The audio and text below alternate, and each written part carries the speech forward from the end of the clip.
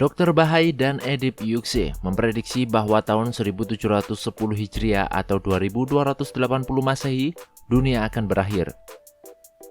Kini adalah tahun 1441 Hijriah. Maknanya, kiamat tinggal 269 tahun lagi. Dalam buku prediksi akhir zaman karya Muhammad Abdul Tausikal, disebutkan Dr. Bahai telah meneliti kapan kiamat akan tiba. Ia mengklaim bahwa kiamat akan terjadi pada tahun 1710 Hijriah. Intelektual ini menemukan angka tersebut setelah melakukan perhitungan dari huruf-huruf muqatta'ah yang terdapat di awal-awal surat dalam Al-Quran sebagaimana yang dilakukan sebelumnya oleh As-Suhaili. Anehnya, walaupun dari cara yang sama, hasil perhitungan Bahai dan As-Suhaili berbeda jauh. Sekedar mengingatkan, As-Suhaili memprediksi datangnya hari kiamat dengan menghitung-hitung huruf muqatta'ah yang berada di awal-awal surat dalam Al-Quran. Beliau memprediksi bahwa kiamat akan terjadi 703 tahun setelah diutusnya Nabi, atau setelah Nabi berhijrah, atau dihitung setelah Nabi wafat.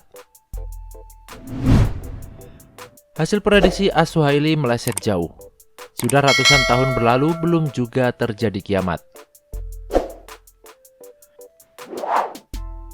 Yüksel lahir di Turki pada tahun 1957 dalam sebuah keluarga Kurdi, seorang intelektual Turki Amerika yang dianggap menjadi salah satu tokoh utama dalam reformasi Islam modern dengan gerakan Quranisme. Ayahnya seorang sarjana Islam, mengajar bahasa Arab di sebuah universitas Turki. Saudaranya, Metin Yüksel, seorang aktivis Islam, dibunuh oleh nasionalis kanan jauh. Sudah sejak dulu banyak orang yang mengklaim terjadinya kiamat pada tanggal-tanggal tertentu. Beberapa ulama masa silam juga ada yang sempat membicarakan waktu kapan terjadinya kiamat. Bahkan mereka memiliki kitab tersendiri untuk membahas hal tersebut. Sampai-sampai ada di antara mereka mengatakan bahwa dunia ini akan fana setelah 500 tahun dari masa diutusnya Nabi Muhammad. Namun setelah 500 Hijriah, kiamat pun tidak terjadi. Dan ini sebagai bukti kelirunya sangkaan mereka. Menurut Dr. Umar Sulaiman Al-Ashghar, ini adalah suatu metode yang benar-benar keliru. Orang-orang sebelum dia ada yang menggunakan metode yang sama melalui hitungan huruf-huruf muqatta'ah. Namun hasil perhitungan orang-orang sebelum Dr. Bahai tidaklah sama dengannya. Syekhul Islam Ibnu Taimiyah dalam Majmu'ah Al-Fatawa juga memiliki bantahan terhadap orang-orang semacam Dr. Bahai yang sepemikiran dengannya. Allah Subhanahu wa Ta'ala berfirman,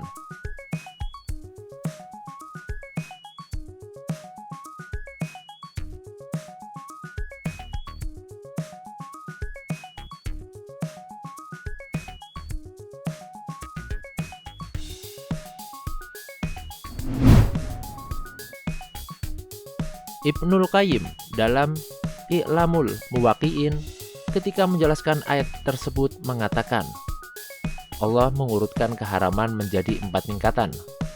Allah memulai dengan menyebutkan tingkatan dosa yang lebih ringan, yaitu al-fawahish, yaitu perbuatan keji, biasanya merujuk pada zina. Kemudian Allah menyebutkan keharaman yang lebih dari itu, yaitu melanggar hak manusia tanpa jalan yang benar. Kemudian Allah beralih lagi menyebutkan dosa yang lebih besar, yaitu berbuat syirik kepada Allah.